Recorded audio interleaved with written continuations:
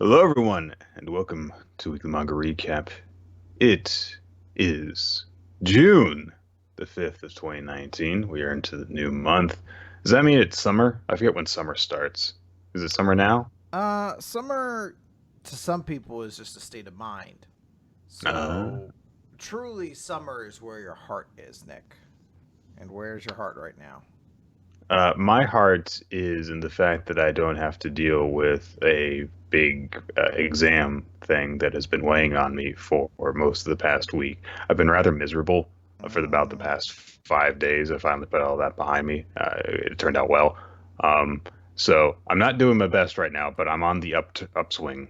I'm going to be my usual happy, peppy self by this time next week. So y'all can look forward to having really happy sounding Nick next time, uh, and not our manga artist friend Nick, moderately happy Nick. Now, Nick, it sounds like you're going through some depressing stuff, but you know what isn't depressing? What's Making that? sure that your stamps aren't being paid for like a schnooker. Use stamps.com, promo code Talk is What? Jericho. So, Nick, I listened to the John Moxley Talk is Jericho podcast. Oh, you weren't aware of how often Jericho was like, well, that sounds really interesting, but just a second here. Well, like I listen to a lot of podcasts, so I'm not unfamiliar with ad reads, but I'm not used to how Jericho does them, where he pretends he's carrying on the conversation. When he So just interrupts it, yeah. it'll be like John, and he's just like, and man, I was just freaking defeated at that point, creatively, emotionally, and just kind of spiritually defeated. And then it clearly you could hear that it cuts to Jericho, like like it, like like you might as well hear the tapes being switched out. yeah, you might as well hear it because it's like you can immediately tell by the cadence. But Jericho still continues. He's like, "Yeah, man." And speaking of defeated, I have been feeling defeated with the stinky kitty litter in my house recently, and I wanted to just like reach like new levels where he has like Bret Hart on. He's just like the death of Owens, just something I've never truly been able to recover from. And you know what's yeah, man, I feel that. And you know what's worse than the death of a loved one? Not having Omaha steaks on Father's Day. Omaha steaks, talk is Jericho code. I was I, like, s- I s- I saw some people editing that kind of stuff into like footage of famous wrestling promos and stuff like that. And I was like, yeah. So that's the side effect to Jericho's podcast getting his most popular episode ever. Is now everyone knows what a terrible podcast host he is. it's somewhat amusing, but it's just such an enchanting way to deliver them. I find it very amusing. hmm By the way, nobody tell Chris Jericho that he's terrible at anything he does, or else he will block you on Twitter. Mm. He's apparently really doesn't like dealing with that kind of bullshit, which I understand. So, Chris, we've got manga to talk about this week. Do we? We do. Huh. Yes, we didn't just get up on Skype just so that we could talk about wrestling. I know that that's what we tell ourselves every week, and inevitably we forget by the end of the episode and have interrupted it 4 times or so. But no, we have manga to talk about this week. A bunch of still new series going on. Apparently, this latest Jump thing is now 4 series, which we might get a little bit more considering that Food Wars is ending. Mm-hmm. I forget if we mentioned that last week or not. I don't know if we knew at that time. Yeah.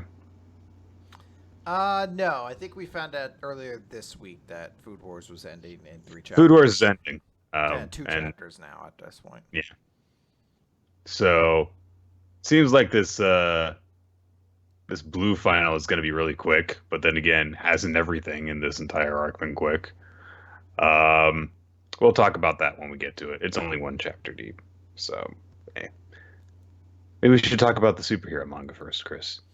That's what we Yeah, all. One Piece. Because Yeah. everyone in there is superheroes. I mean, you're not wrong, I guess. I'm never wrong. Uh, Debatable. My Hero Academia, number 230, Sad Man's Parade, which begins with a Sad Man's Parade. But before we get to that, we actually have a flashback in which we actually have a very in-depth explanation of how Twice's quirk works. He can double anything. He can double up to two things at once. Uh, the duplicate is always weaker than the original, and he can't actually produce something new until the first duplicate vanishes. So those are the limits on his ability. And we see that they had tried to make use of this ability so that he could duplicate the Yakuza power quirk defeating bullets, which he was unable to do because he doesn't have a full understanding of how the bullets work, which he has explained that he needs that before.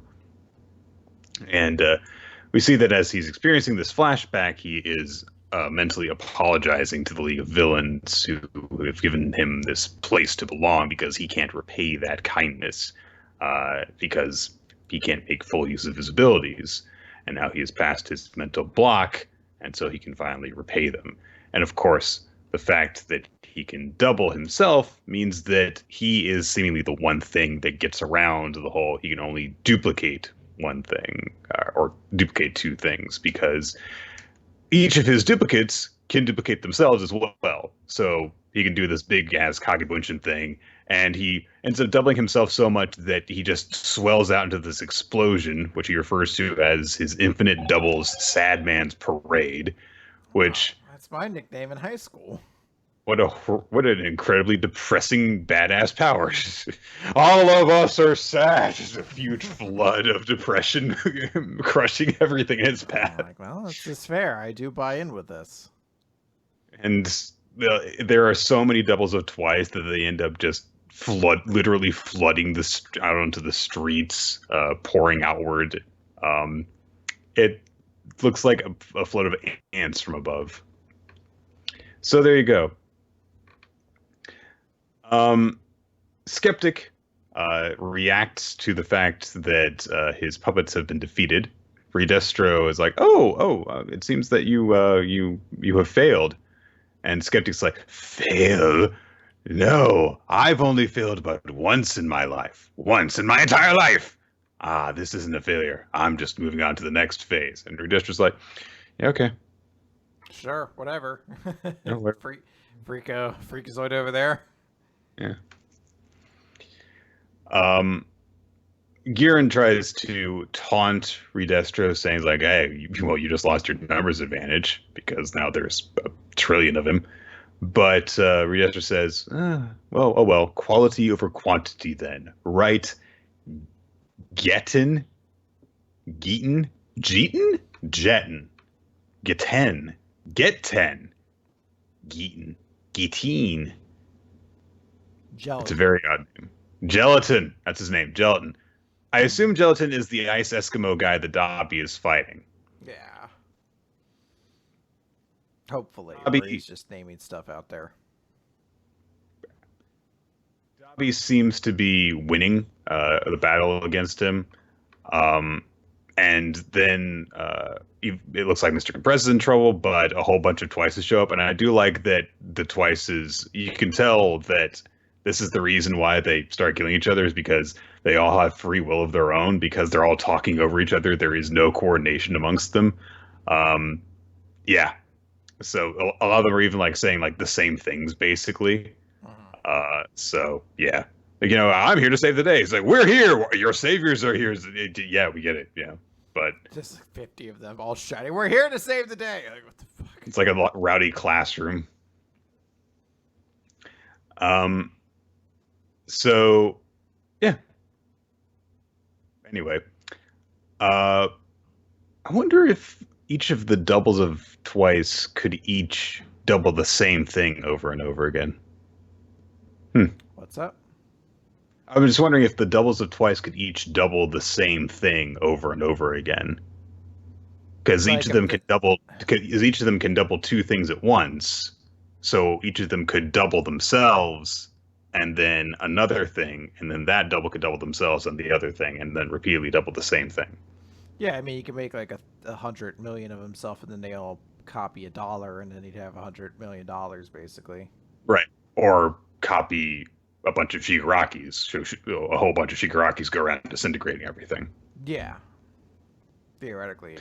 Probably, which would probably be a really bad idea. If all the Twices killed themselves, have a bunch of Shigarakis and their craziness going around, yeah. Um, so it looks like Twice is going to single-handedly turn the tide, and then there's a huge explosion of ice, and a whole bunch of them get taken out. And Dobby's like, "What the? I thought I burned up all the ice. Where did all this ice come from?" And Gelatin says, "As I mentioned, I manipulate ice." And he explains that includes controlling the ice's temperature. So I shot some ice into the water to cool it down, and I could extend my power to that water as well. So he just made a whole bunch of ice from the sewage, basically. Okay. I mean, it's a cool plan. I like the creativity of it. Like, oh, I control ice, and he's like, well, I really control ice, and I'll use it to basically, since we're having a whole battle take place in the span of a city, I'm going to use the fact that all of your cities are built with like connecting waterways to exponentially increase the amount of like power I have. Mm-hmm. I think it's very cool. And at the same time, he's basically, eliminating the entire kind of like big hero moment of Twice because all of his ice is erupting and killing seemingly a lot of the clones because they're Yeah. pretty fragile. He also goes on a little bit of a rant about how in the future that the Middle Liberation Army will establish, one's rank in society will be determined by one's power, which is like, oh, yeah, that's great, fun. Um, he also says that he can smell Dobby's body burning, and he's like, and your skin. Uh, Basically, he says the reason why your body is burned like that is because your own flames eat if you use your ability for too long. So, so I think that this goes further actually into that theory that Dabi is related to Todoroki because Endeavor, that's the entire reason he wanted Shoto, was because he could use his ice power to counteract him burning his own body up. So,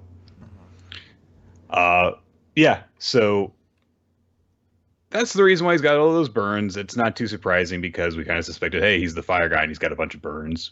But yeah. Also, one of the random Twice clones, as it's dissolving, does the Terminator 2 thing with the thumbs up as it melts away. I have to assume just a weird nod to fucking Western culture. And the other one is dying ass last. So, what a weird little humorous moment of these clones melting away. Mr. Compress thinks that they're really going to have trouble dealing with this guy. And he thinks, oh, well, it'd be great if we could send Gigantomachia against him right now. And then the scientist who is observing them is like, I shouldn't let them die right here. Hey, Gigantomachia, go in there right now. Yeah, it fucking pops up out of a forest. Boom, what? Break it down. I love that shot of him emerging because it is really just like, what? Well, it's cool because like when you see it from a vantage point there, you think like, he's kind of just buried underneath like a little bit of like dirt and some shit. But then you look at the establishing shot, it's clearly a forest. He just upended like a fucking like small grove to wake up, and you're like, that's pretty dope. So did he like teleport him to that location then already, do you think? I'd like to think that was him waking up, because wasn't that the thing that they went over there because he was currently sleeping and they had to wait for him to wake up? So it might have just been like a wake up kind of thing. Well, my point though is does he every time he goes to sleep bury himself in the ground? Maybe. A fine chapter. I did think it was really cool to see the flood of Twices. But, I mean, I knew that he was going to make a big gang of himself, but I didn't think it was going to be to the point that they were basically not acting in the way that a gang does. They were just so many of them that they were overwhelming everything with sheer mass. Mhm. And I like that we're actually seeing, the limits of Dabi's ability, because he's always seemed like the second strongest member of the League of Villains next to Shigaraki. So, Yeah. No, I think we're getting some cool stuff here. It's building up to a really cool arc. It's odd that I mean I'm arguably thinking this is maybe the best arc of My Hero, especially in recent times, and it's been about the bad guys.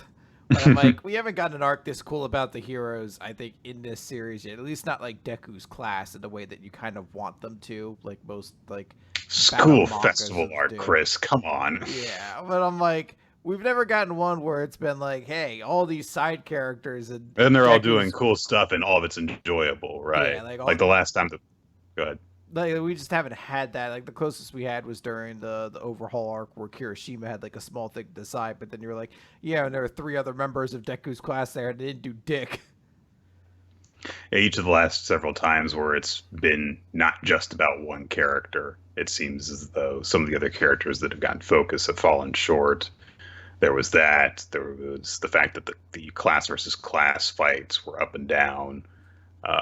So yeah, it's been a couple of years since we've gotten a quality arc with this approach from My Hero Academia. So, all right, let's move on to Food Wars, Chapter 313, Divine Tongue at a Loss. So, Food Wars is suddenly ending. I know that you were saying like, okay, it's probably ending, and I was like, no, no, no, no, no, Chris, it can't. It Well, can't it turns out possibly it end on this can, note. and it will, and it is. um, so here we are. This arc has sucked, and it's going to be the last note that Food Wars goes out on, and that's bad. Um, yup. Yeah, it's. I mean, well, hey, we still have three chapters to turn around. Maybe these are the three most satisfying chapters in the series so far. Possibly. So all that's left now is the fact that, hey, yes, Soma has defeated Asahi, but the finals of the Blue still remain, so he is going to be going up against Erina next. And the last time, the bookmaster, Mana, Erina's mother, had said, hey, hang on a second, Soma Yukihira, don't get the wrong impression. And she says, you did reach a proper level of gourmet. However, it was not enough. I know that you turned into a demon king wizard and magically shredded my clothes off, and everyone around me basically had an orgasm from how good I thought your food was. But no, no, no. It wasn't actually good. It was just okay, I guess. But like, I don't know, the world's never seen it before. And I almost want to like raise my hand. It's like, I don't think everyone ever saw that soup pie that Asahi made before either. That should have kind of won something. And essentially that's what Soma says, like, oh, okay, yeah, you did a gifting disrobing combo thing, but that still wasn't enough. You sure have some high standards. And I was like, shut up! Baka. So she demands that Soma show her an even greater dish in the finals. And everyone's like, oh, right, the finals, because, yeah, we defeated the villain, but they're still the finals, because, Well, that's cool. it's never guaranteed here, Nick. We still have to see. Will Erina be able to overcome her very important semifinals opponent to be able to make it to this final round against Soma? And they didn't get a name. And Oh, well, that's a shame. You think the other what I guess fourth best chef in the entire world in a cooking manga might get some notice or attention? oh, boy. So Soma is like, all right, let's have a good match tomorrow, Irina. And she just kind of walks past him and she's like, yeah, okay. And everyone's like, oh no, she's so cold and distant again.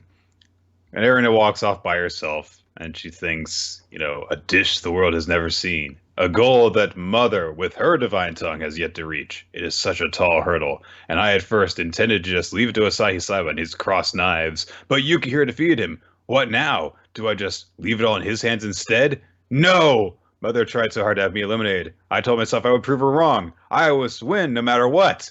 Even though that's what I said would not do when I was going to leave it to Asahi. Can I win though? She's just kind of going in a circle, basically. Um, I literally thought for a second when she started crossing the road and was, just thinking and caught up her own thoughts. I'm like, is someone gonna hit her with a car? Oh man, if we go to that fucking route, someone's waiting for his next challenge, and then like someone has to walk and be like, Erina was hit by a car, and suddenly It's there's the no one more driven cooking. by it's the Ferrari driven by Mashiro and Azuki as they're going on their honeymoon right before Apocalypse Dragon comes and blows up the Earth. Fuck, man, it's a crossover in the last 10 seconds. It's pretty dope. It's pretty cool. We get a shot of Soma sitting by himself, just kind of gazing into the distance, thinking about all the stuff uh, they that has been said in this arc, what Erina said, what Asahi said, um, and then night falls, and I guess they're having the match at night. Mm-hmm.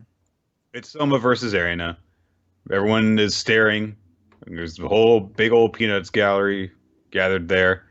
And Mana appears behind her screen and she says, I will be the sole judge for this final match. Your theme is a dish the world has never seen. Begin. And so someone's like, okay. What do I make? But immediately, Erina is cooking. She's just starts chopping up ingredients, and people are like, and at first, people are like, oh, does she already know what to make? And well, actually, I should clarify and say one of the bro chefs from Polaris is like, oh, she already know what to make. Whoa. And Holy shit. and She's literally, hot. They're like, you just. I just never realized it before. Erina's pretty. I'm starting to know. Yeah, there are a lot of hot chicks at this school. Whoa. That's I pretty just kind dope. of like never noticed because they always, are like getting naked and like every time I just see a naked girl, I just kind of like look at her boobs and don't realize how attractive they actually are. You have to understand that there are more attractive parts of the body than the boobs. That's what a wise man once said. That wise man is Maxim magazine. so you read Maxim. I read it at the grocery store and then put it back, and then I buy some hair gel and condoms, and I'm out the door. Why do you buy condoms? They make really good, they make really good water balloons if you fill them with the hair gel. I drop them on my friends' cars when they're driving on the highway. This went exactly the direction I thought it was going to go when you acted like there are more attractive parts of a woman's body than her boobs and thought it was the wisest thing ever. Anyway, everyone else with a brain realizes that Erina is not cooking like she normally does. It's like she doesn't even know what to do. Something is pushing her, driving her to start cooking anyway. And sure enough, Erina, as she's just like randomly sauteing up some mushrooms, she's just like, I've got to do it. I have to do it. I have the responsibility. I have the talent. I'm the divine tongue. I'm the dean of Totsuki. I have to create this dish for the future of the culinary world. I can't. I know I can't. Even Mother couldn't. She just, well, no. Someday I'll just lose all my faith in cooking like Mother did. There is no happy end for me. I must make that dish. And then finally, Soma just comes over and he sticks a spoon into the pot that she's been cooking in, takes a taste of it, and she says, this is really dull slop you're making here. And he says, seeing you cook with that ugly look on your face means beating you isn't going to feel good at all. All right, I know what I'm going to make now. And he, puts his headband on. He says, wait right there, got it. And we cut over to Senzemon and Azami, who are watching things on the television screen. And Azami's like, my plan for a revolution of true gourmet failed. What about your plan? And Senzemon says, I cannot say as of yet. However, this match will bring at least one thing to light. I have secretly cultivated this plan for years. Let's see what results from the diamond generation I've built. Oh yeah, that whole diamond thing where they clash against each other and harden each other into diamond. Yeah, where that sure wasn't exemplified at all in this entire arc. So, I made precisely 2 diamonds. two. All of the rest succumbed to a kid who never went to my school. So, And honestly, hey, one of the other diamonds may have 2. They just didn't match up against each other at any point. So I made 1 diamond. And all it took was for me to sacrifice the hopes and dreams of 400 students. Truly, the gourmet is made. truly, the Nakiri family will be remembered fondly for generations. I get a really skeezy feeling reading this chapter because it seems to be about, oh, look at Erina. She's, all helpless and lost. And now here comes Soma to just tell her to not do anything and he'll show her the way. And it's like, come the fuck on. I can see a level of it where you're like, oh, okay, so she's having like a crisis of faith, and Soma comes to help cook for her, and it kind of comes into the whole thing where it's like Soma's greatest inspiration will seemingly come from his ability to like find somebody he's interested in cooking for or whatever. So I can see it from that, but it's just so much of this arc just doesn't feel like anything has really mattered. So it's tough to be like, well, clearly the trauma Erina feels regarding her mother is deep and interesting, and we have to see this through. You're just like, I'm just kind of not into this at all, Yeah. I feel like on a level, on a surface, this makes sense, but I'm just not digging it for whatever reason. Yeah. I mean, I'll have more to say, I think, when we get through the rest of this and the series ends, but for right now, I'm not digging it. Okay. Let's check to see if we can actually access Eden Zero. I don't think we're going to be able to. We can access Crunchyroll, but it doesn't look like either chapter There's has been added. no Eden Zero chapter added. Yay! Nor does it look like there's a 7 Deadly Sins added either yet. Yay! Crunchyroll. So, let's move on to our 4 jump starts. So, Nick's gonna handle this load alone, brother. I'll be here to make a bunch of jokes at your expense, though, during it. Because you're so good at taking on loads there, Nick. Boom! Oh, yeah, all over you. Put them all over my face and my back. Yeah. Zoop, zoop, zoop. I'm a cowboy. Yeah. You keep on shooting those there, Chris. Thank you. Double fist them. Yeah. I will. So, we're going to start with Beast Children. Chapter 2, A Beast That Lacks Fangs. And we see that eventually Sakura did find out that Yukito is Iki's son. So seemingly he did also do what Sora did and just, looked him up. Or maybe Sora just told him. That seems the more likely option to me. So basically Sakura's like, play rugby with me. And Yukito's like, no. And it's a much more permanent thing that he wants to too, because he's like, tell me what high school you're going to go to so that I can go to the same high school so we can play rugby together. And Yukito's like, no, it's none of your business. And we get a montage from there of Sakura just constantly bothering him. And every time he shoots him down, he's just like, anyway, what high school are you going to? And he's like approaching him in the bathroom, hiding behind bushes, calling to him from outside while Yukito's in class, while riding a bicycle by. I'm not sure what that's about. And then he actually does one of those things where like he does a mock-up of the what are your top picks for the high school you want to go to that they do in Japan, but it's denoted in the bottom, hand into Sakura Shishigasa of third year class group A. This is the most obvious. I think it's like, dude, as he's crumpling it up and like the cabinet he was hiding creaks open.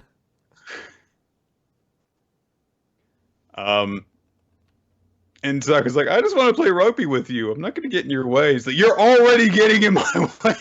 Leave me alone. Um, and he ends up getting locked in a cabinet nearby. So Sakura kind of takes it upon himself, like, I know what I'll do. I'm going to train so hard that I get super buff and awesome, and that way Yukito will be like, please play with me. That's how it'll work. Poor guy. Sora approaches Yukito saying like, hey, he's really working hard to try and prove himself to you.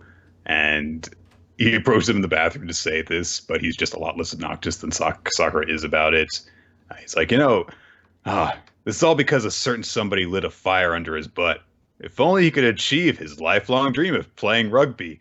And Yukito just says, did you know you talk to yourself a lot? And when Sora gets more, forward about it, Yukito just says, a beast who lacks fangs has no future. And he basically is saying, just because he wants to do it, that doesn't mean that he should do it. Because rugby is a dangerous sport.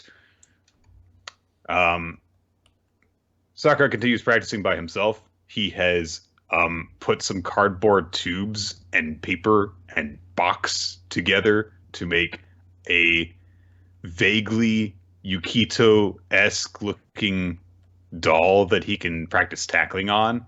Apparently, he had to redraw the face several times, which was a very important detail. But anyway, he practices tackling on it. And some random rugby-hating bullies, of which there are many in Japan, I am sure. Nick, I run into three or four of them every day. You're like, you're everywhere. You can't get away from these guys. They see you outside with like a football jersey on. They're like, hey, is that a rugby jersey? And like, no, it's a football jersey. All right. You better keep it that way. Yeah. I know we don't truck with no rugby over here. And then he stomps on my boots, and I'm like, "Oh, come on, man! It's not even rugby."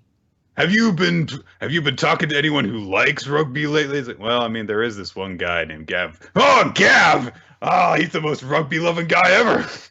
They're just gonna beat you up by proxy. Oh, so then we get like the battle shonen where like they're beating me up, and then you just hear like, "Oi! What's all this?" coming from behind him. And the sun's blocked out with Gav's giant muscular figure behind him posing. And he's like, "Governors, it is." That's his All Might catchphrase. And then I don't really know what they do in rugby. I guess he punts the guy into the sun. Like you see him just sizzle into the sky. And I'm like, woo, Gav, you did it.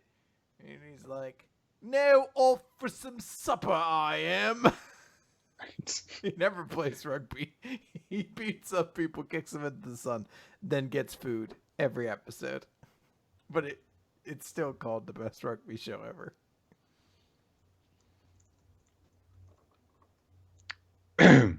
So, anyway. Yukito ends up interrupting the beatdown. Or does he even interrupt it? I think it just comes by later. Yeah. They punch him. The guy slaps him across the face and then beats up his doll. And then Yukito is observing this and he's like, you're just too nice. Being calm and being quiet are two different things. Sometimes you need to just bite down hard. You're not cut out for rugby.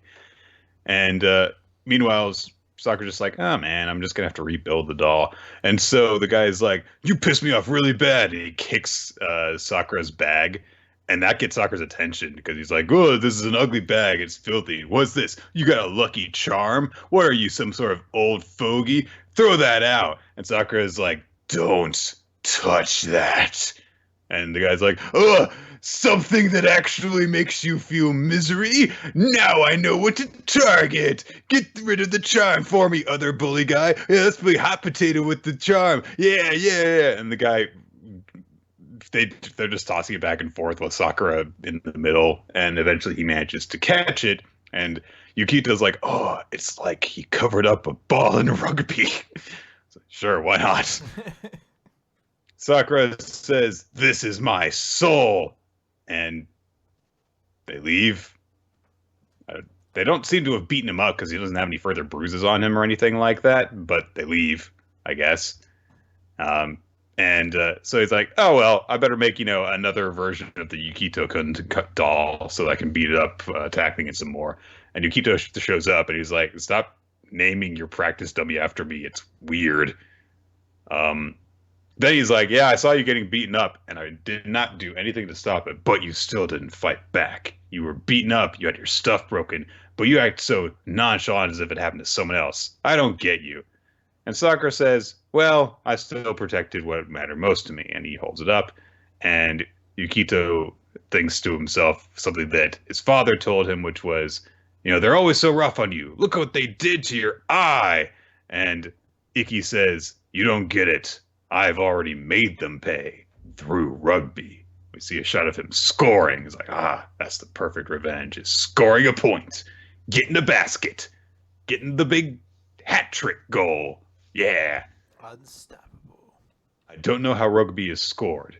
I think with tog waggles, I think they call them.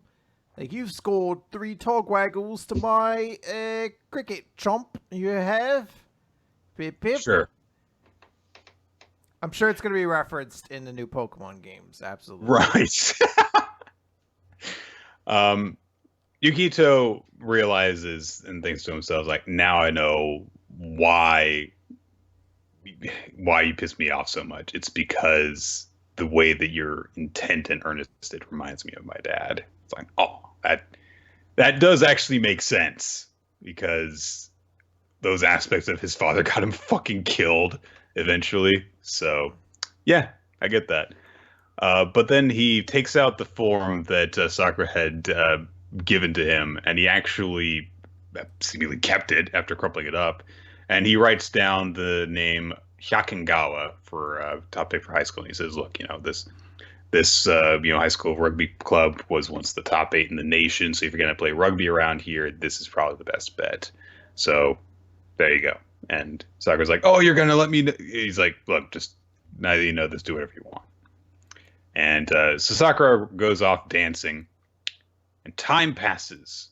4 months later, we see Sora and Sakura at are looking for their names for after the high school entrance exams, and they have both gotten into Hyakugawa. But for a minute, Sakura is looking over the names, and he's like, "Wait a minute, it's not there." And Sora's like, "No, your name's there. See?" And he says, "Yukito's name isn't there. He tricked me!" So it seems as though, I'm guessing that what Yukito wanted to do was to play against Sakura rather. So, or maybe he's just actually really stupid and didn't get into school. He's like, oops. These glasses are just for show. I'm actually an idiot. That would be the much funnier answer. Because, logically, you think that he sends him here because you're like, okay, he had his school that he was going to, but he knows that this place might be able to bring out the best in Sakura, and there's, the whole thing there. But the best answer would just be that he intended to go to the same one, and he's just dumb as fuck. And he's like, "Oh, I didn't know there were entrance exams. I just thought they let you in for being really tall." What'd you think of this chapter, Chris? It's good. I think this is the right pace that the series needs to move at. Like, we need to get ourselves to playing rugby, to introducing more of the core cast and get our premise going. Like, next chapter, hopefully we really jump into it. And I'm glad we're not spending 5 or 6 chapters being like, okay, well, let's show what Sora, Sakura can do, and let's tease it what Sora's kind of about a little bit more, and play around with that stuff. We're just immediately time skipping basically till they're in high school, and hey, let's start getting the whole premise going, essentially. Mm-hmm. And I also think that it's important that we got to see a little bit more of Shishigaya's character, because he was kind of one note when he showed up last time. He's just very stubborn. It's like, okay, he's stubborn and he's got tunnel vision, but this sees it's like, okay, this is what actually makes him tick, what makes him really want to do this stuff. So I did quite enjoy this chapter. Let's talk about Double Taisei, which Oh, let's talk about. Oh, we're just gonna Double jump right into Taisei. the series that you love talking about. No, chapter number 3, School of Rock, which one of my favorite movies of all time, and honestly, this is probably the best chapter of Double Taisei so far. It's had nothing to do with split personalities or shogi. It was very great. I mean, there was shogi towards the end. But this chapter deals with something that I do actually really appreciate, which is that Sei is now in Tai's place. Sei has spent his entire life only ever emerging at night, so he's never had to deal with all the daytime stuff that Tai has always handled. So he has to go to school, and he's a complete dumbass because he has had no education up to this point. It's like, oh, good point, series. I'm glad that you brought that up. And also, he doesn't know how to act. He's just completely pigging out when it's lunchtime. There's this admirer of Tai's that kind of tags along with him, and they go to the shogi club together. And say, sees the stuff that Tai usually does, and he gets really serious when he sees shogi. And the conclusion that he comes away with at the very end of the chapter is like, okay, I mean, I want Tai to come back because he's missing out on his life, and I don't want to ruin anything for him. But it doesn't work out that way. He goes to sleep and he comes back up and he's like, all right, Tai, don't get the wrong idea. I don't want to take your place, but I can't let anyone else do it either. So I'll have to do it as Taisei Tendo. And so basically he's stepping up and he's like, all right, I'm going to, keep up the life that my other half, my twin, for lack of a better term, has been leading to this point. I'm going to take up in his stead until he can come back. But we get narration at the end, Chris. It says, Sei hasn't realized that everything revolves around the sun with an attracting force. Dun, dun, dun. So Sai is evil, is what I'm getting. Yes. Yeah. Sure. Why not? Bad guy, heel turn. Sure. Why not? So it's an okay chapter. It didn't really make me want to read the series anymore overall, though. No, I mean, it's fine.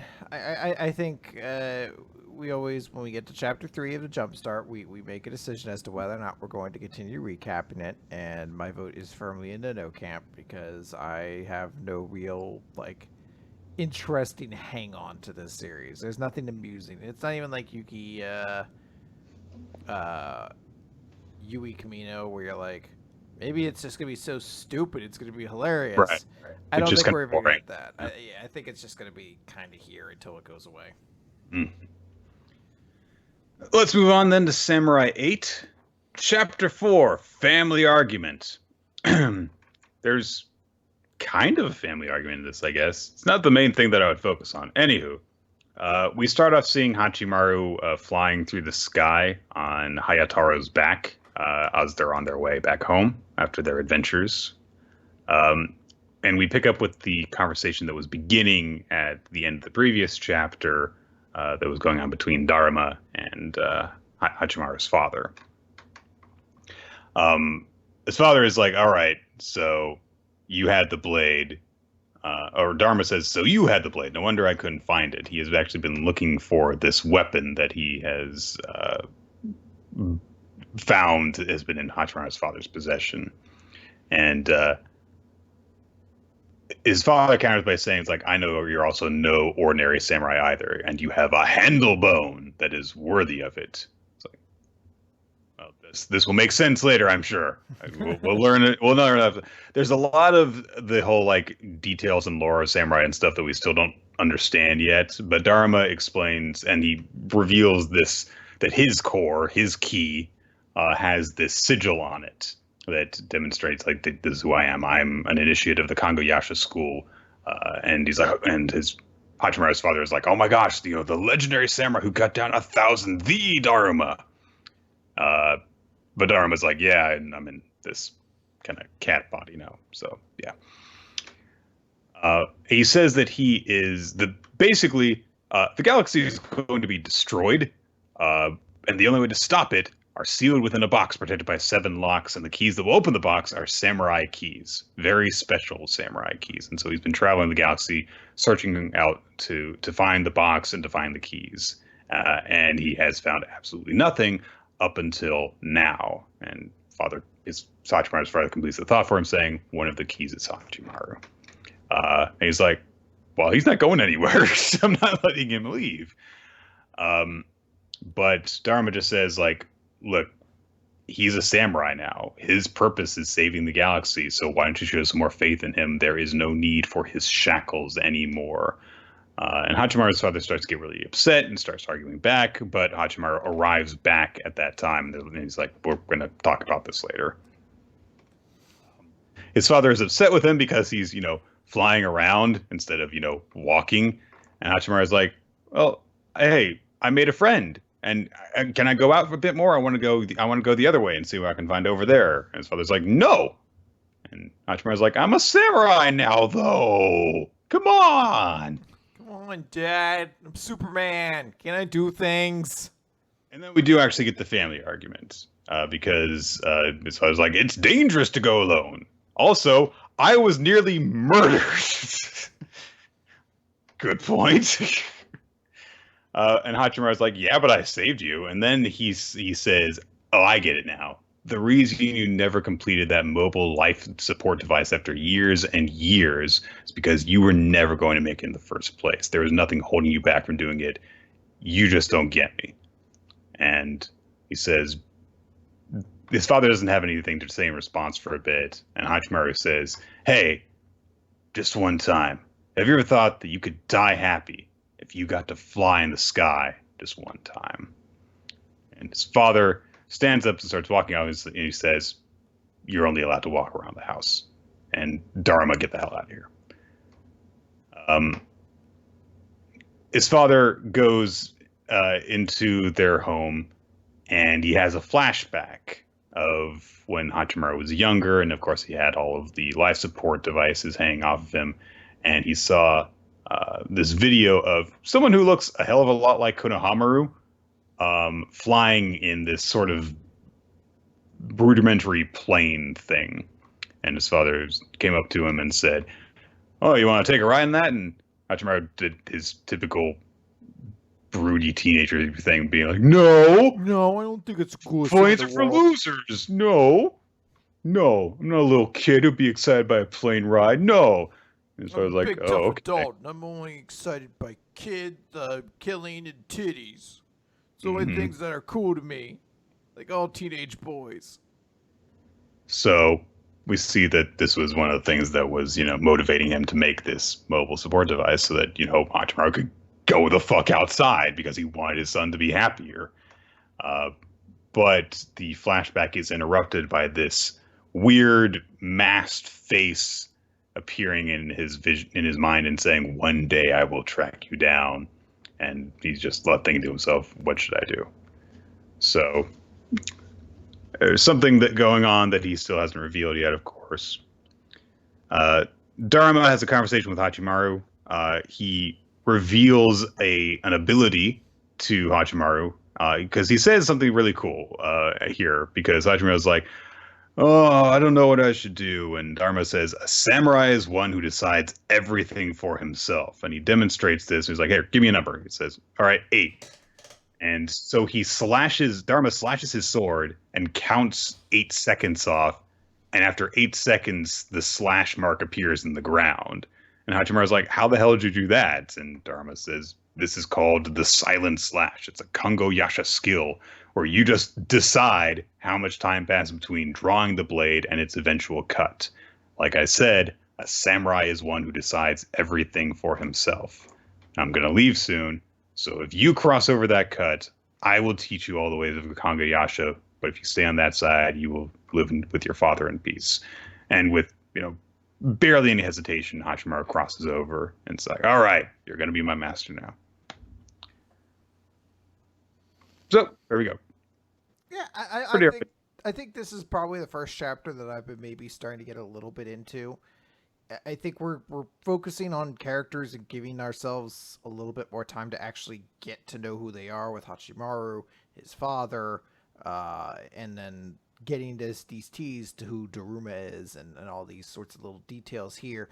Adding that context honestly probably should have been done before being like, here's the Nashi, here's Yeah, this other random like mook of the week and everything like that, and here's these things like I kind of need the foundation before I can get into the wide world of everything. So I this get chapter that. Yeah. was solid for that. Mm. All right, and we're going to move on to the last Sayuki. Ah, hold on. Um, Chapter It's 13, almost the as though first there's cry. something you don't want to talk about, What? No. and you're avoiding talking about it until the very last moment. Oh no. Um, the Torii Gate's been destroyed. They can't get back home to safety. They can't call for reinforcements until the ferry arrives. So Estelle looks worried by this, and there's a cute little moment because Koharu is like, "Hey, Estelle, hold my hand." Because whenever I'm scared or sad, Big Brother will just tell me that I'm not alone.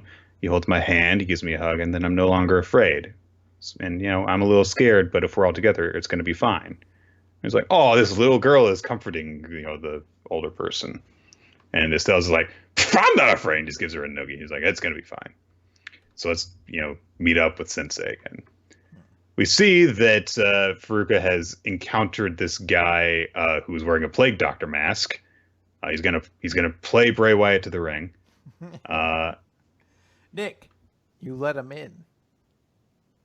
This is the best thing that's going on in WWE right now. Astonishingly good. I don't even ever want to see him wrestle. I just want every week to be a more ludicrous way of slowly. They didn't overdo it. It's just one single instant in this giant, goofy '80s workout video song. It's just like, I'm in your house. You're like, what? What's happening? Or the bit where like the skeletons are working out with them. It's like, whoa! Anyway. This guy's gimmick is that his Nyoibo is actually implanted in his body. So like, all right, cool. They exchange dialogue, and he says that the Karori are saturated, and he's like, you've sped up the conclusion of the tale. If you hadn't reduced their numbers, your reinforcements on the ferry might have gotten here in time. And now you won't have to deal with this scary tale anymore because I came here to stall you. You're stuck here, so you may as well listen to the first cry of a true Karori. And there's a huge howl of this demonic creature. People's mouths open up as they start coming out of their bodies. And they're coming. The true Karori are coming, and they're dashing in. And they're going to attack the kids. We get to see that Estelle is actually so fast that when Ryunosuke extends his Nyoibo, it can't keep up with her, which is why she prefers to use just her short cudgel thing. And then she's like, I'm going to go change my Ling Ling outfit now. And they're like, okay.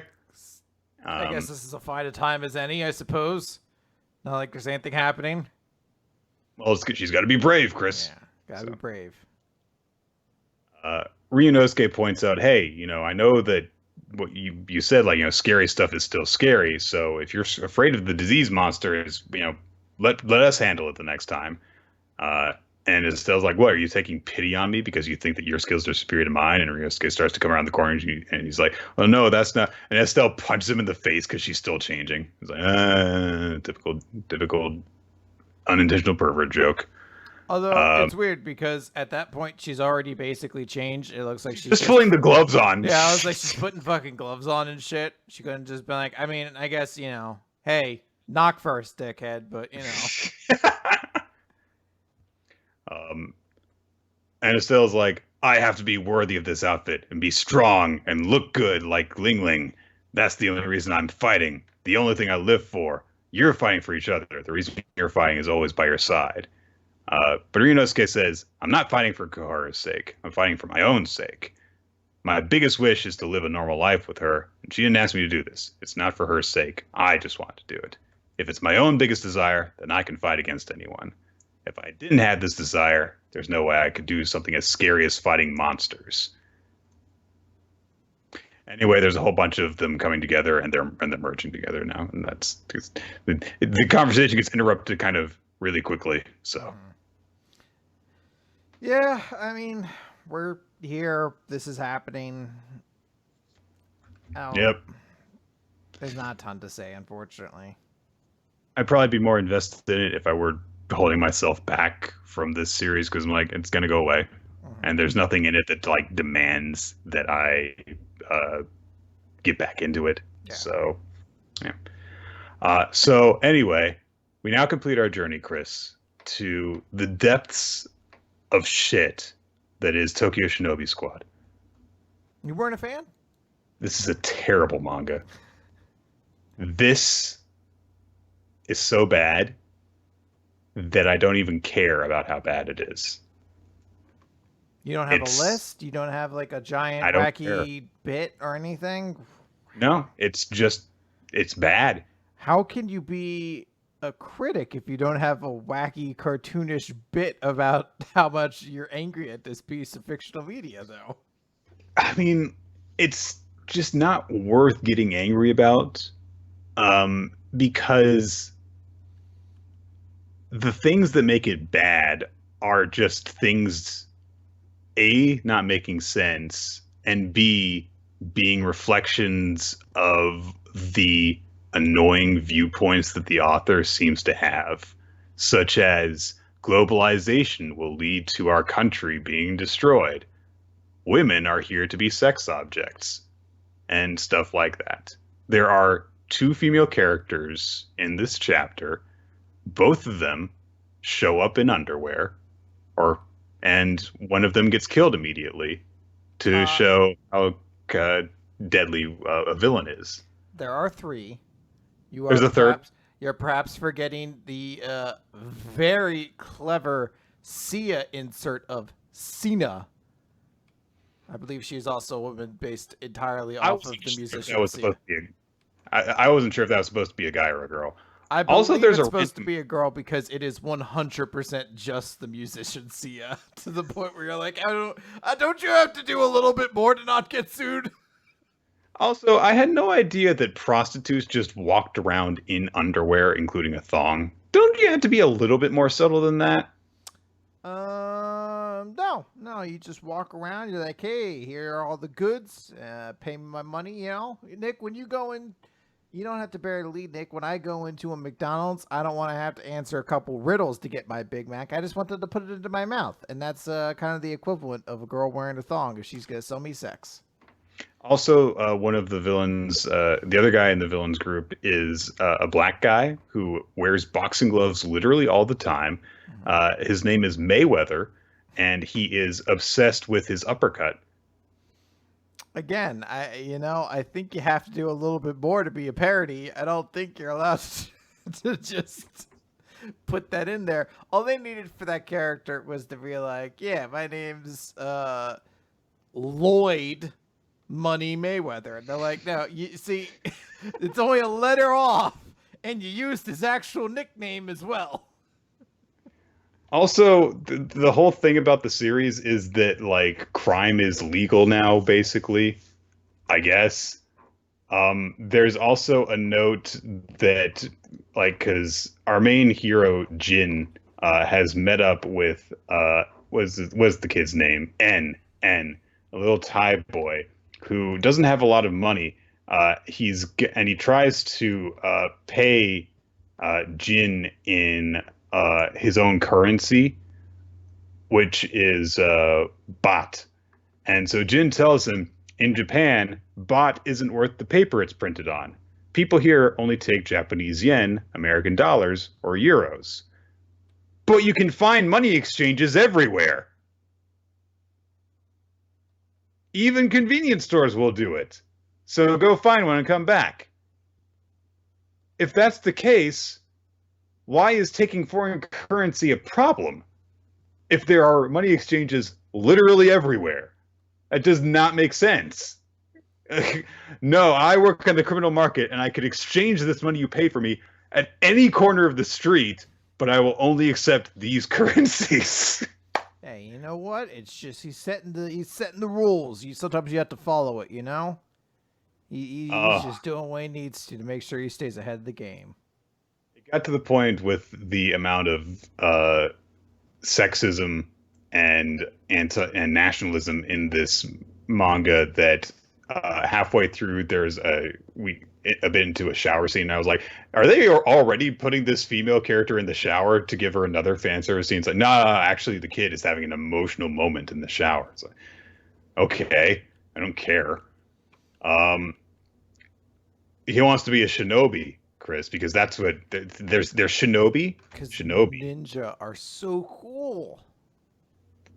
Jin's a shinobi in the sense that he gets his techniques from ninpo scrolls. That's see, they give you techniques, which are ninpo, and he's a ninja in the sense that he has superpowers. That's how ninjas are made. He has like electromagnetic abilities, so he can shock people as well as magnetize stuff. That's his thing.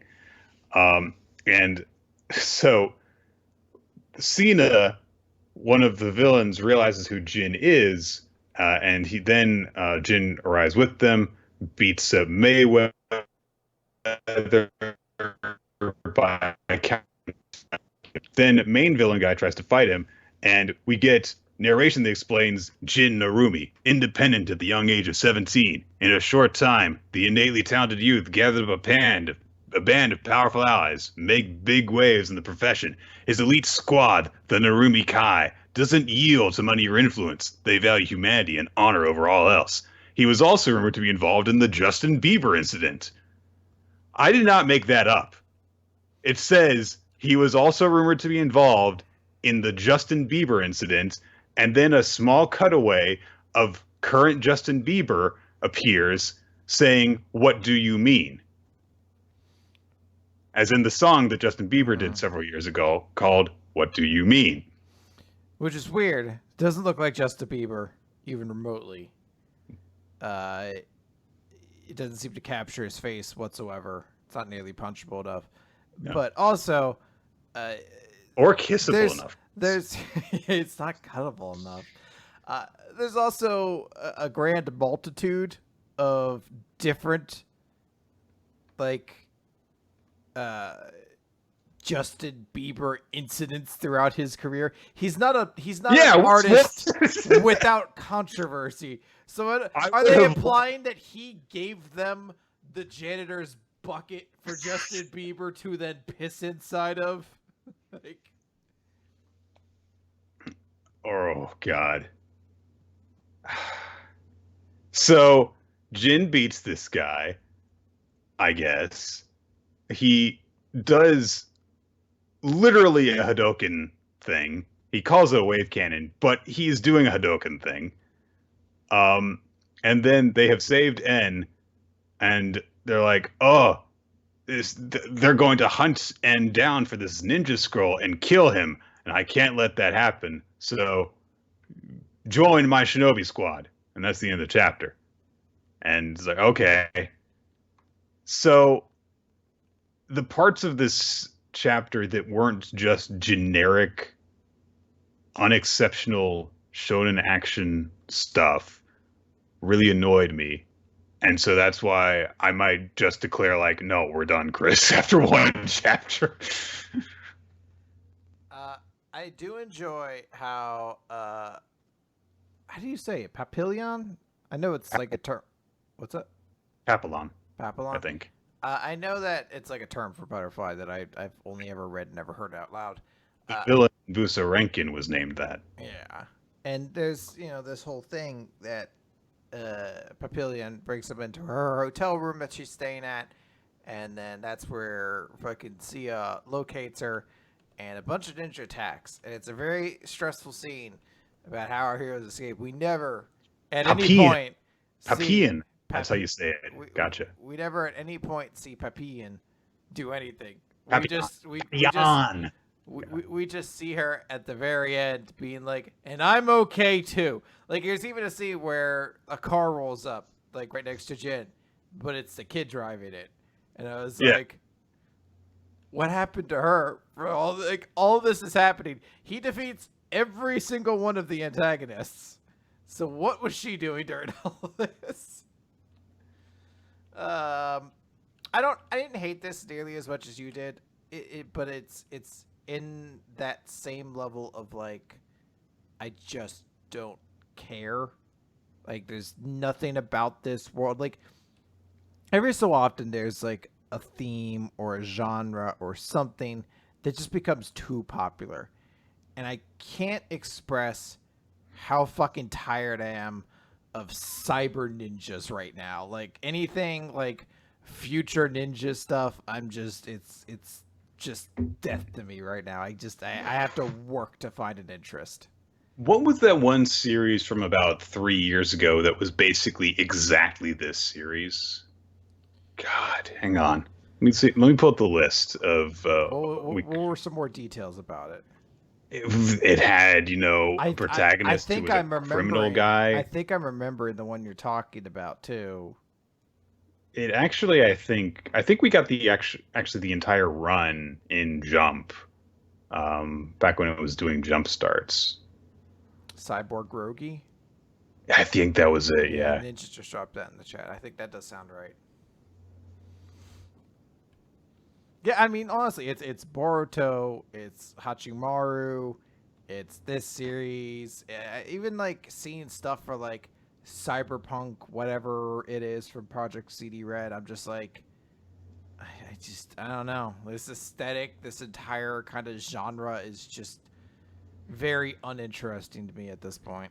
See, this is what we do, Chris. See, this is it. We are at the front lines of generic shonen action crap. So whenever anyone complains about, how generic shonen action is when they're watching anime, it's like, oh no, no, no, no, no, no, no, no. No, no, no. You haven't seen all the shonen series that were too shitty to get more than 15 chapters that we have read. So you don't get to complain about this. Yeah, like you can't be like shonen schlock, and you're like, you haven't read the ones that didn't succeed, that didn't make money but still existed. All right. Oh my God. Well, Yeah. let's give Nick a break Move here. Let's talk about We Never Learned. Question 113. Sometimes a pizza bet dances with aspects of fortune telling. That's an interesting one. So we start the chapter off when Firmino and her father, they're eating breakfast and watching. It looks like they're just eating burnt toast, by the way. They're watching a program that has to do all about horoscopes. And her dad kind of knows. He's like, that's the butterfly field horoscopes. It's a whole blood type kind of horoscope thing. It's very popular with high school girls. They think it's gonna really come true. And in case people don't understand, when it comes to like horoscopes in Japan, it's all about blood type. It's not so much about the astrological signs. So, No, no, blood type and astrological sign. that was it, both of them. Okay. Yes. So Firmino goes to the site while she's at school, and she finds that those Libras with blood type A are going to be exponential. Like their chances for love are going to skyrocket. And it's worth noting that there's a very important plot point here that is completely missed in the English version because it relies entirely on a pun in Japanese that we don't get. So the whole thing is like, oh yeah, the guy's he's gonna hand feed you, and then he's gonna fondle your chin, and then whisper sweet nothings into your ear and stroke your hair gently. Then you'll go out on a drive together until midnight, and you'll get cozy somewhere in a private room where things start to get intimate. And Firmino, of course, is like, ugh, this is stupid. Am I really supposed to believe this? As she's holding up a tuna with mayo. I don't know what you call those. Onigiri, essentially? I don't know. I don't know. One of those fucking food things. Seaweed wrapped food things. Eureka pops in, ends up surprising her because she's busy thinking like, besides, I don't even have a special guy in my life. And she's so nervous, she drops her food. Eureka catches it in midair and then like falls forward and ends up pushing it into her mouth. And she's like, oh my God, this is just like the whole thing. Because he then's like, oh, are you okay? And he grabs her on the chin. And she's like, oh my God, that was two of the first things. This is crazy. So later on, they head out to a restaurant, and she's busy being distracted. She's like, I don't care. It's just a horoscope. Doesn't mean anything to me. And Yuiga gets close to her, and he's like, sugar. And she's like, Yuega, you big dumb idiot. That's not what whispering sweet nothings means. And he's like, no, I think you're using too much sugar. And like her coffee cup's just full of it. And I do love that notion of her being like, you big dumb idiot. That's not what a sweet nothing means. So she gets really anxious and kind of flustered, ends up knocking a glass of water over on top of herself, gets into her hair, and of course Yuiga starts patting her hair to get the water out. So that's the fourth thing, Nick. All that needs to happen now is they get on a truck or ride somewhere until midnight, and then they're going to be... bang! Yeah, and then Boomtown, baby! So she's very, very these very innocent things that kind of draw people together, and then they just fuck. And then they fuck hard. You imagine that showing up on a morning program, like you'll hold hands and then you'll beat each other and then you'll take your pants off and fuck. You're gonna fuck wildly. So she at this point, Fumino, believes this is real now. She's like, 4 of the things have happened in that correct order. This horoscope is got to be real. So all I have to do is just avoid hanging out with Yuiga and everything should be okay. And maybe my favorite moment in the entirety of this series is Yuiga screaming and charging after her, and she starts running away from him because she's like, why are you chasing me? And then he gets up there and he hands her the change to the restaurant. He's like, you forgot your change, you know. That really adds up over time. It's like $3.50. But I love that he's like screaming and chasing her down. And you know, she's kind of thinking to herself, oh wow, we're really close right now. If someone saw us like this, they might think. And of course, as if on cue, the other 2 girls walk out of a restaurant right next door and are about to like turn their attention, but there's a truck nearby. So Yuiga's exhausted from basically running a marathon to try to get her back like $3.25 or whatever she left.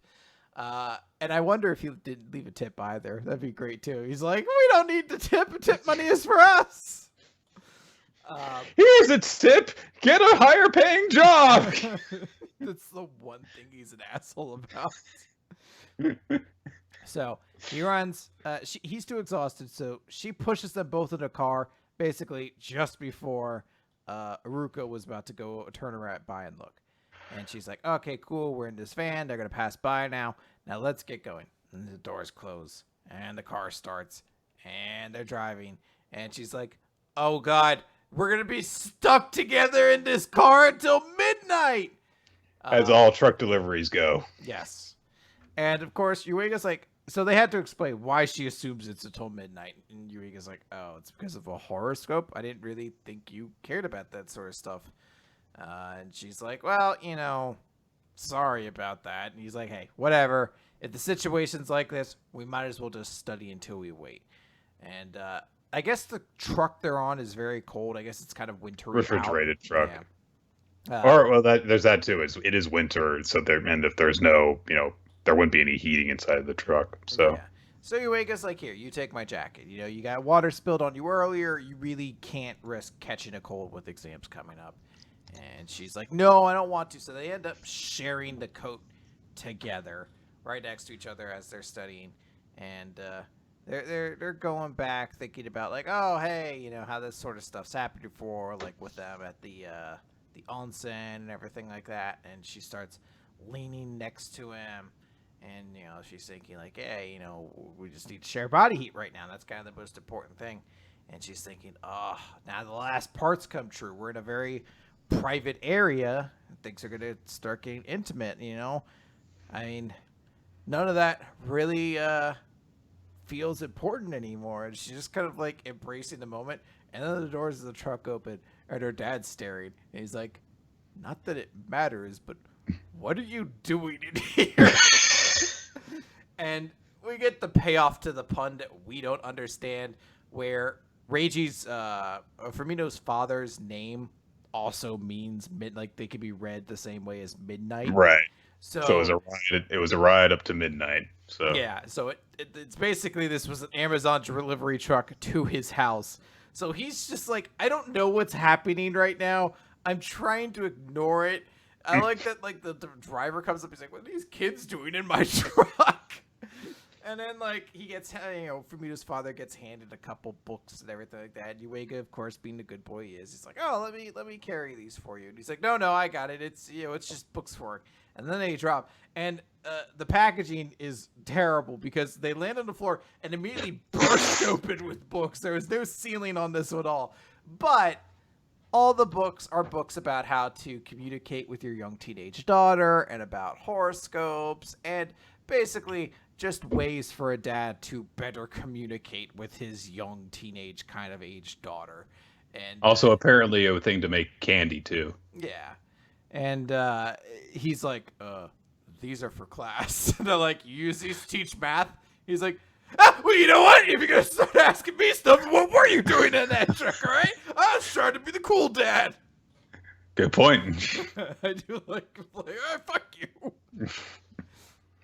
It was, a ridiculously outlandish one-off chapter, but it was more amusing than the previous one.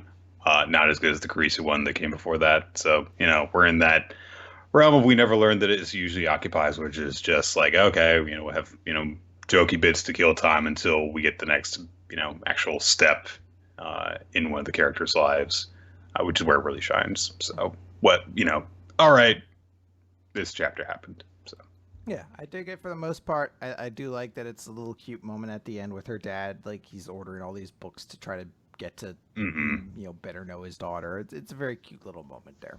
Right. All right, let's move on to Dr. Stone. Z equals 107. Ace in the hole on the ship of science. So, of course, their plan is that they're going to get the mystery petrification weapon away from the master. And it's a mission that only Kohaku can help Amaryllis on. So Amaryllis is like, all right, to start things off with, we'll give her a dress. Your current outfit is cute, but it's not the sort that gets you into the harem. And it's like, oh, that's actually nice of her to say that. And Kohaku's just, I love Kohaku's reaction to just like, oh, gotta put a dress on. Okay, just immediately starts taking it out without a care in the world. Just, no, there's boys here. And I love that everyone else is just like, yeah, whatever. Well, no. Well, rather, Soyuz is like, oh, girl, like he always is, and both Gen and Sink are just like, well, that's Kohaku for you. Yeah, it's like, nah, I mean, we don't mind. I mean, you should probably not do this because your whole thing is to act kind of feminine and demure to, trick people into laying them into this harem. So, like, they're both, like, in the mindset of, like, yeah, this is kind of what we're talking about how you need to like, change some things if you're going to be convincing in this role. I mean, I do appreciate Kahaku's attitude, which is like, I mean, they don't care. So she gets into the dress, and she looks really pretty, and she's like, it's comfortable, but it's really hard to move around, and it's going to be really hard to do kicks. And she does a bicycle kick without hesitation. And again, there are things like, this is what we mean. You can't just fucking go around bicycle kicking everywhere. All right. Anyway, I'm fine. She straps her shield and sword. I was like, no! And yeah, she just doesn't get it. So then they're like, okay, well, now next what we've got to do is we've got to get the scientific makeup on you. And Senku says, well, actually, I don't really have the materials we need on hand here. So we're going to need the lab. I prepared a mobile lab that we can take with us when we make landfall. So we're going to need to get to our ace in the hole, our only real advantage. Once we retrieve the lab from the ship, we stand a chance at winning against this island. So they're spying on the ship because it's already been hijacked by the enemy, and everyone's been petrified. And Kohaku is really pissed off because she sees what's happened to all the other members of the crew of the Perseus, by mistake. And so Gen's trying to hold her back. That's not going to work, dude. They happen to spot a really, really big. It's hard to tell exactly how big he is, but he is portrayed as being absolutely massive. But I think that, God, who the fuck? How is this? Is that Amaryllis as a child, or is that? No, that's. Oh, okay. That's Kirisame. So he is actually fucking huge. Because she comes up to, like, his waist. So he's got to be, like, what, 10 feet tall? All right. That's Minister Ibarra. Big ass beard on him, too. And he's not the master, but he is the master's top consultant, basically. He relays orders to everyone else. He's one of the top brass of the island. So he congratulates Kirisama on the fact that they have captured this ship, and they're like, "All right, yeah, this is gonna be very pleasing to the master." Kirisama brings up, there's a lot of equipment on the ship that we don't understand. We should probably destroy it. And she's like, and immediately Barres is like, "Oh, do you presume to offer advice to what when you know it is the master who decides these things?" And she immediately bows her head and apologizes. So he's also looking around at the petrified people, and he's like, "Oh, they've got some really good clothing on." So, well, the fact that they're petrified though is going to make getting them off a challenge. So, all right, smash them so that we can get the clothes off. And he just shoves Chrome over, and he breaks apart. And Kohaku immediately reacts, breaks free from Gen, and starts rushing down the cliff face in order to get closer to the ship. And so she's like, "I've got to take action. Maybe someone on the ship has evaded petrification. I need to, get within shouting distance." But, she was spotted immediately. Kirisame has actually managed to sneak up on her, and Kohaku is shocked because she didn't actually sense her approaching at all, which means that she must have a very high level of skill. And Kirisame also immediately realizes that Kohaku is like, "Oh, this girl's going to fight me." So they start fighting, and they exchange strikes, but Kohaku is immediately at a disadvantage because her legs are getting caught on the dress. And just as she predicted, it's going to be really difficult for her to move around in it. And Kirisame puts her on at the disadvantage, and she's like, "Okay, I've got to just do this right now then, because I'm not going to have any other chance." And she just screams out at the top of her lungs, "Lab! Need the lab!" And Kirisame is like, "What the fuck is she talking about?" And Soyuz realizes after a bit, "Oh, the islanders wouldn't know what the hell that is. Only our allies from the kingdom would know what she's talking about. So she's basically speaking in code." It's like, very smart of her. So Gen gets an idea. He's like, "Lab! Old buddy, old pal." He just turns to Senku. He's like, "What the fuck are you doing?" He's like, "Your girlfriend needs you." He just drags Gen over. He's like, "Oh, see, this girl is really clingy. Whenever another woman is in the vicinity of her boyfriend, Lab, she flies into a jealous rage and begins to fight." And Kaku's like, "Yes, that is what I was doing. Lab and I are romantically involved." And Senku's like, "Yeah, okay." And to sell it, Kohaku grabs Senku by the back of the head and, "Oh my god, she kisses him!" Just above the mouth. And Senku has whatever. I don't know if there has ever been a ship sunk so hard as in this moment where Kohaku is kissing Senku, and Senku's like, "Okay." Whatever. And Kohaku is like, "Well, I gotta do this, I guess." I fucking hate you. So, she gets, rather, I keep on forgetting her name because I'm not used to saying it yet. Sorry. Kuro, that's not her name. Kuro, whatever. She gets flustered seemingly, and is just like, "Whatever, just leave, go away, get out of here." And they're allowed to just go without further conflict. So they're like, "Okay." And Senku points out to Kaku, their whole thing, all the stuff we just did was pointless if there were no survivors on the ship to hear you. But Kaku says, "But there has to be someone." And we see that someone has managed to hide in some of the barrels on deck of the ship. And they think to themselves, "Lab, got it." We get a flashback to when Ginro was diving under the ship in order to investigate that they were hid under it. He was out of the range of the petrification And so he's managed to escape to safety, but he's hiding in one of the barrels on the ship. And he's like, "Oh, of course they've got to be. They need something, and they're in big trouble if I don't do something." Oh, I do like it. One, I like that we got the little Amaryllis or whatever her name is, the little flashback that showed that there's like a range to these sort of things. So it's a good payoff to then being like the next chapter, 2 chapters later, being like, yeah, so you can escape the radius of the petrification beam essentially as like a setup to this. It didn't need a whole lot of explanation. And it'll be interesting to see how Gidro like responds to this. He's sort of this weird sort of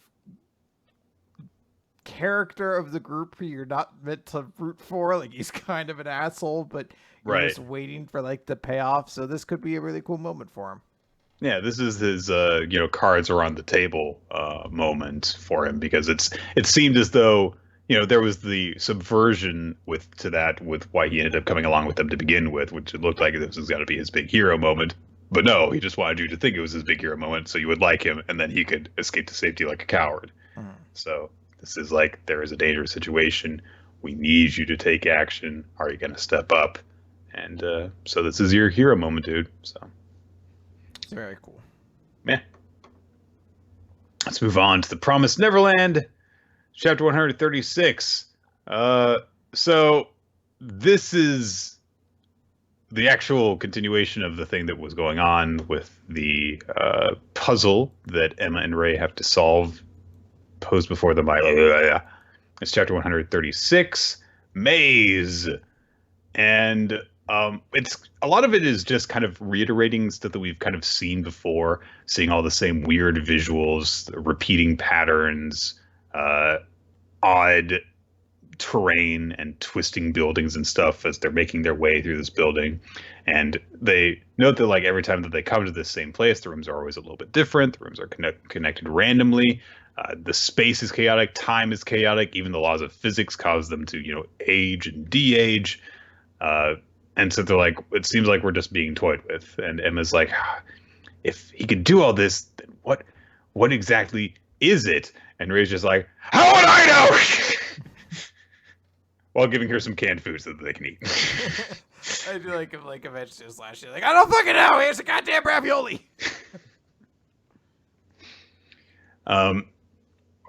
So they're trying to, also figure out what the hell the seven walls are.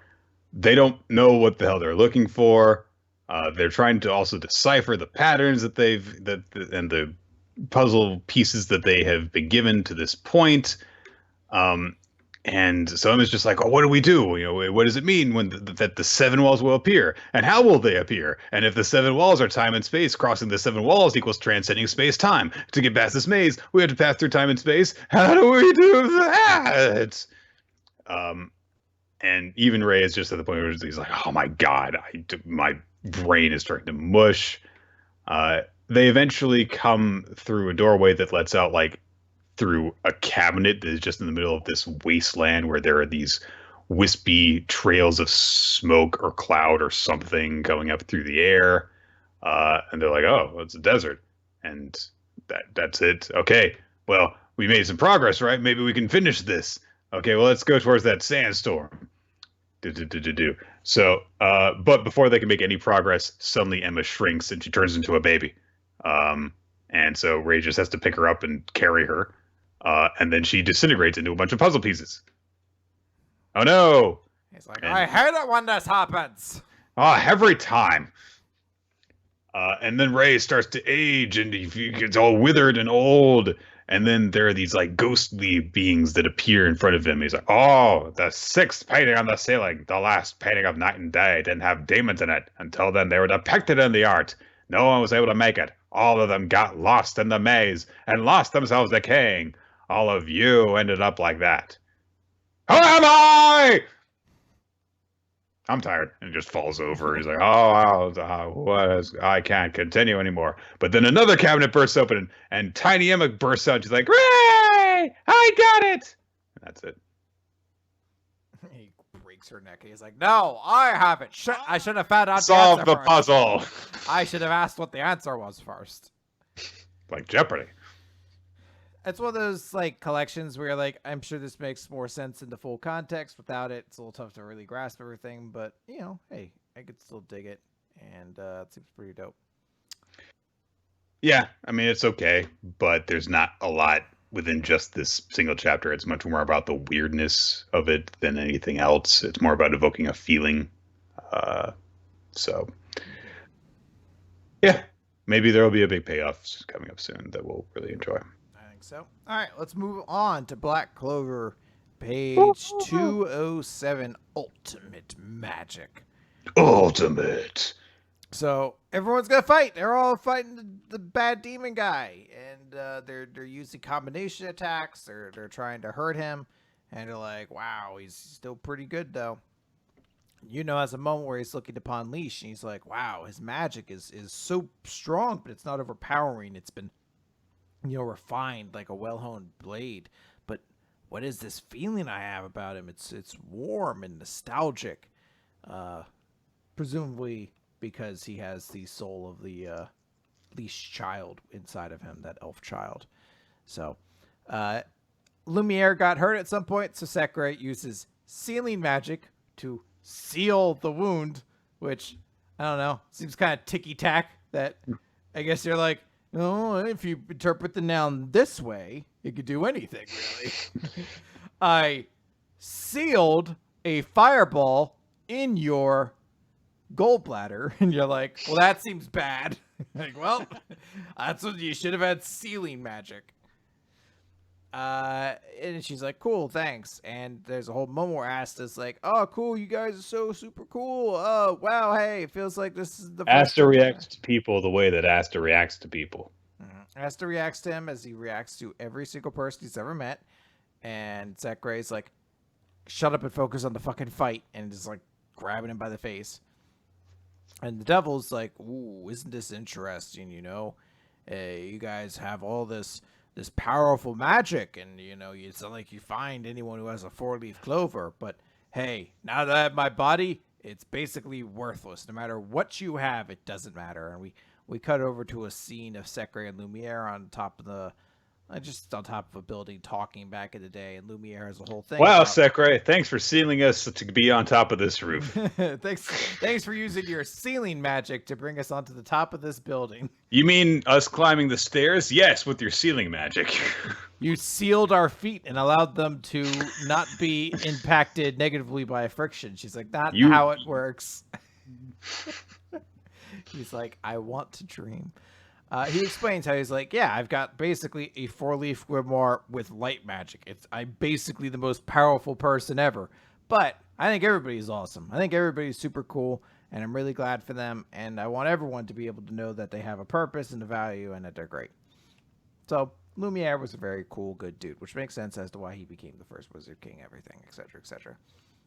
So they're trying to fight back, though, and the devil's like, kind of talking. He's like, you gotta hurry up, because the magic devouring leeches are just funneling into the lower chambers around here. So even if you want to try to keep fighting me, eventually all your friends are gonna die. So it's pretty net gain for me, being the devil and all. So basically they're preparing to do some big ol' attack. We jump around to a bunch of different areas, and we start seeing that anyone who has an elf taking over their body, or is just an elf in some cases, they start glowing with energy that like launches itself into the air. And hey, even Rhea is still alive. Good for him. And all the energy channels into Leashed and his sword. And he's like, take this, the ultimate sword magic, demon dweller sword, conquering eon, blah! And he swings his sword, and the devil is disintegrated in a magnificent blast. And it turns out that that's all you needed to beat him, was just a really big spell. But wait! His heart's still there. And maybe the coolest scene in Black Clover, absolutely. The heart grows a mouth. This is actually really cool. The heart grows a mouth and is like, heal. And then immediately the devil's back, and he's like, nice try, dickhead. I do love that this is like, it just completely destroys him down to, one part of him. And of course, we've seen this happen, a whole bunch of shonen action series. It was, the whole thing with cells. Like, one part of him, his core was left, and it grew everything back. But it's just the detail of that it's still there, and then it grows a mouth in order to heal Yeah, himself. it's just like, hey, buddy, heal. So yeah, he's regenerating all the power, and everyone's like, well, shit, how are we going to possibly defeat him? And Asta's watching on. He's like, well, maybe we all have some kind of potential power within us and everything like that. He thinks back to how he was able to block, it didn't erase the spear, but he was able to block it. So there must be some kind of power in him that having no magic enables him to help in this. So Asta is presumably the key to winning this whole fight, which I thought we kind of learned about like 2 weeks ago, but that's how we're also ending this one as well. Yeah. It's an okay chapter. It's got it. I mean, the main core of it with the big attack and the devil's response to it is pretty cool. So I do like it a lot. The way the devil regenerates, and I do kind of like Lumiere's little speech. It's as you kind of mentioned, Lumiere and Sekre were probably a very bad idea for this series because we're suddenly a lot more interested in those characters, and you're like, the other characters blow, get rid of them. Stop showing us cooler characters. Maybe the devil will do that, Chris. Oh, that'd be fucking so sweet. All right, let's finish things off with One Piece, chapter 944, Partner. So chaos is unleashed in this chapter as everyone reacts, basically. Last chapter, Otoko was going to be murdered by the Emperor and his douchebag cronies until Zoro and Sanji intervened. And of course, everyone starts reacting to that. The fact that these two wanted criminals have suddenly arrived in the scene. And the Emperor says, all right, kill them. Kill them. Kill anyone who interferes. I'm going to kill that little girl. Okay. I really don't like so, that, of course, I really don't. All the Straw Hats who are watching, of course, has to react to this. And I do really like this opening moment of it because Zoro draws both of the swords that he has, and Sanji's like, "Hey, no, don't do anything. Yasu gave us the chance to get away, so you're just gonna." And Zoro's just remembering when he had met Tonoyasu and the things that he said. As he in the country, people call a smiling face an abyss who smiles. So people give the town its name, and he's seeing his corpse, and he's seeing Otoko's crying, laughing face, and he just attacks the Emperor and is going to fucking butcher him where he stands. And then Kyoshiro gets in the way and deflects it. It's such a cool moment. It's extremely cool. And the freaking blast that he has deflected is essentially split down the middle, so the buildings on either side of them get cut instead. Good stuff. And Kyoshiro says, you're being careless out here with such little protection. And Sanji is trying to get Zoro to stop it. But then X-Drake shows up in his Tyrannosaurus form and starts trying to eat Sanji. So Sanji has to get away from that while he's carrying Otoko. He ends up... I guess, never mind. A bunch of the others who have rifles try and get in the way, and Zoro just kind of, without reacting, says, cover my back. And Frankie gets in front of him and deflects the bullets. And they're like, oh my god, why won't our guns work? Who is that carpenter? It is such a fucking dope scene, too, of why don't our guns work, and half of Frankie's face is covered in shadow, and you just see, like, the light of one of his cyborg eyes beneath the shadow. It's such a cool fucking visual. I've been waiting for so fucking long for Frankie to do something cool. And, yeah, he starts wrecking shit, and then he picks up Yasuye's corpse and starts booking it with it, and he's like, I'm not going to let them disgrace your body. It's like, oh, it's really nice. Usopp takes action. Robin and Nami are getting set with their abilities too.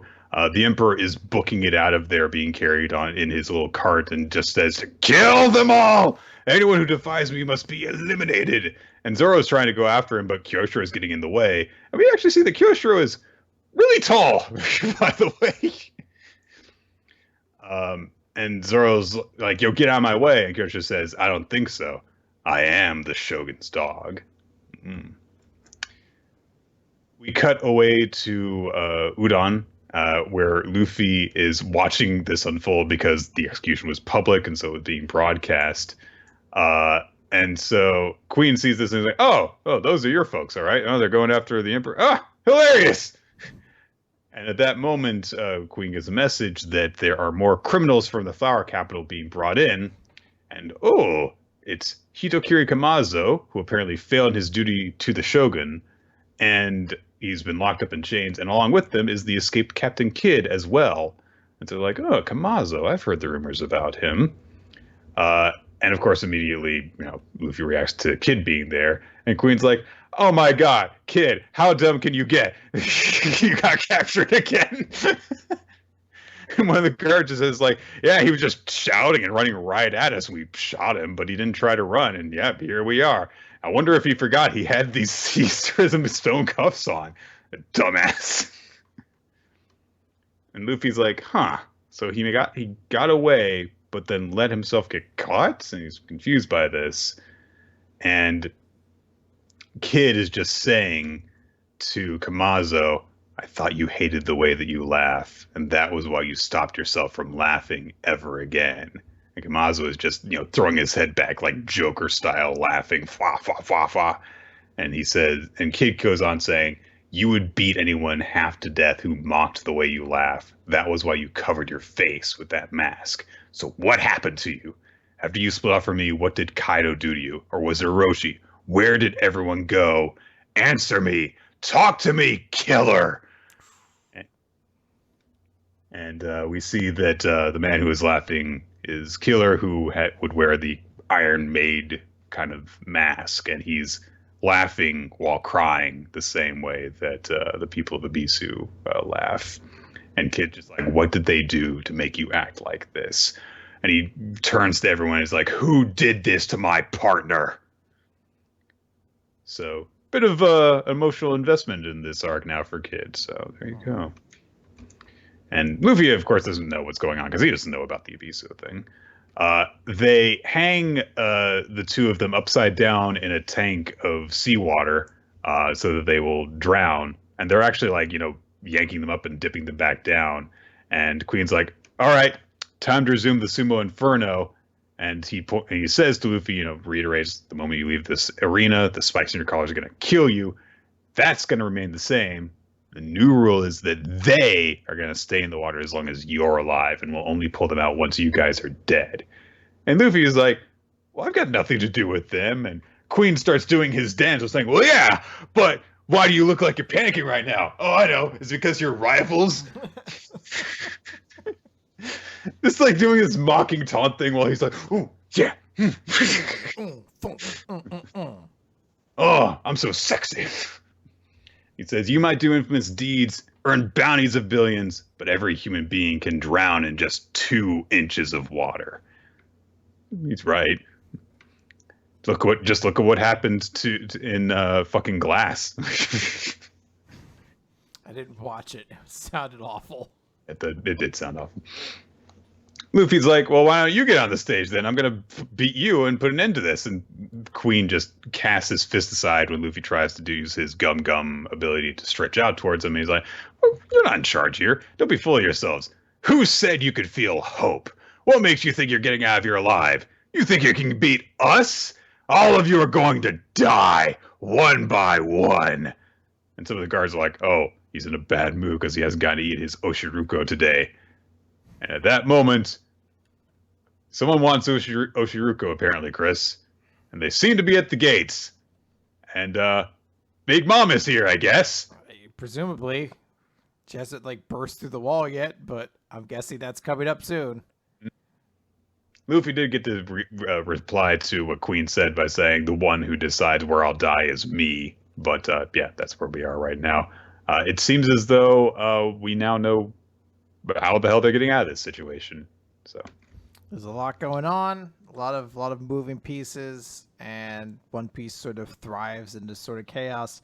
I love getting to see all the Straw Hats getting to do something, having their cool moments of kind of watching each other's back and protecting each other and looking cool, and kind of just seeing that this point where we're kind of at the angle where this arc is about not doing anything and kind of quietly observing stuff seems to be over, and it's like, hey, let's get shit fucking moving now is pretty cool. Mm-hmm. Yeah. So that's it. That is the manga for this week, everyone. So we're gonna call it here. Thank you, everyone, for joining us for Weekly Manga Recap. We record the show Wednesdays at around 7:30 p.m. Eastern Time. You can check out more of our episodes on our YouTube channel, as well as on weeklymangarecap.podbean.com and on iTunes, which we were told this week iTunes finally has a manga section, a manga category for podcasts. So, we should move over there. We were too dangerous, Chris. Too dangerous. The hobby workers section. Were like, they're right on our heels. We gotta do something to stop these boys. They're gonna fucking overtake us.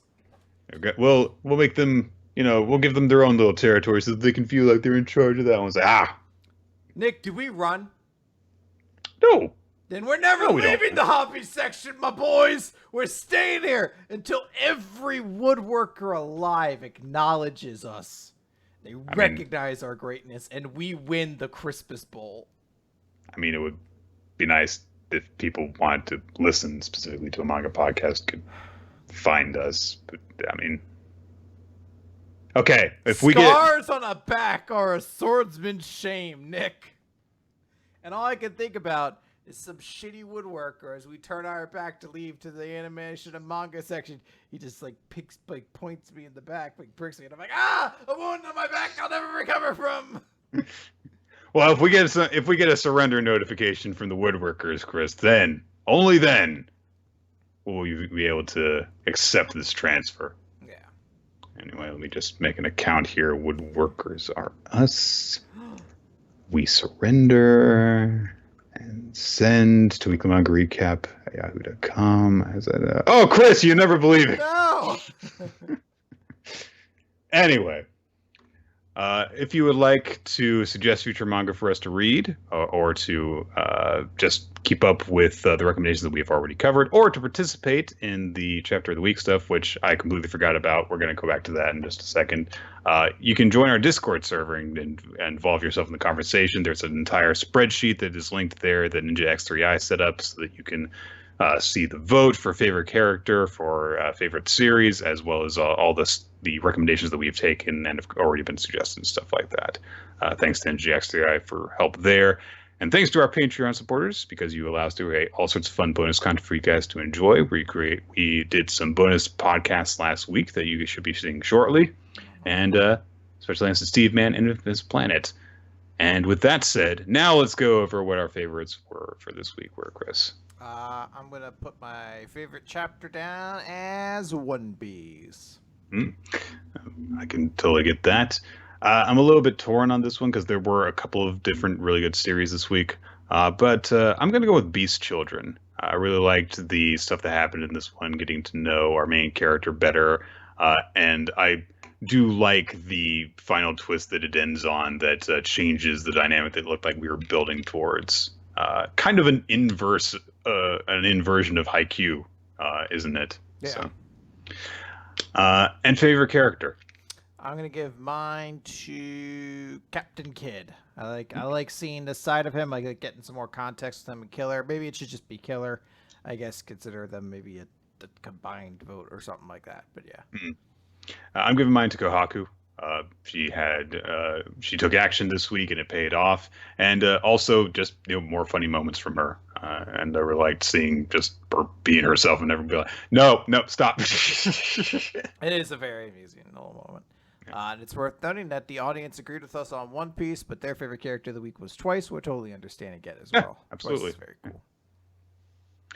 All right, that's going to do it. So thank you, everyone, for joining us for Weekly Manga Recap. Anything else we want to say? No. And in fact... No. Okay. I'm never saying anything again. My mic's gone! Nothing left to say! Well, thank you, everyone, for joining us for Weekly Manga Recap. I guess WMR is going to continue as a solo venture, except that there will be a loud, half-listening man in the background occasionally shouting over me whenever he wants. Ray's funny! Goodbye, everyone.